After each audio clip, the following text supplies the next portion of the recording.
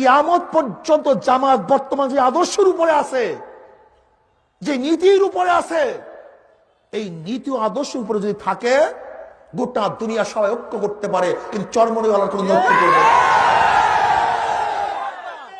আমাদের আকীদা খারাপ। কি খারাপ হয়েছে আকীদা?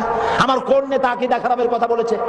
আমার নিজামী সাহেব, মুজাহিদ সাহেব, আমার এমপিরা, আমার নেতৃবৃন্দ, আমার গোলাম আজম সাহেব কে বলেছেন সাহাবীদের বিরুদ্ধে? জানতে চাই, কে বলেছেন নবীর বিরুদ্ধে?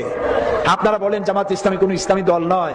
আল্লাহকে ভয় করুন, কিয়ামতে আসামি হতে হবে, আসামি হতে হবে, আসামি হতে হবে ইনশাআল্লাহ। আপনি যে কথা বলেন, আজ আমি নাম নেব না, আমি নাম নেব না, আপনি যে কথা বলেন সেই আপনি কথা বলেন দিলীপ বড়ুয়ার ভাষায়, আপনি হুজুর, আপনি কথা বলেন রাশেদ খান মেননের ভাষায়, আপনি কথা বলেন সাইফুদ্দিন মানিকের ভাষায়, আপনি কথা বলেন শেখ হাসিনার ভাষায়। তাই জাতি মনে করে হয় আপনি ভারতের দালাল, আর না হয় আওয়ামী লীগের বেটি। আপনি কিচ্ছু করতে পারবেন না।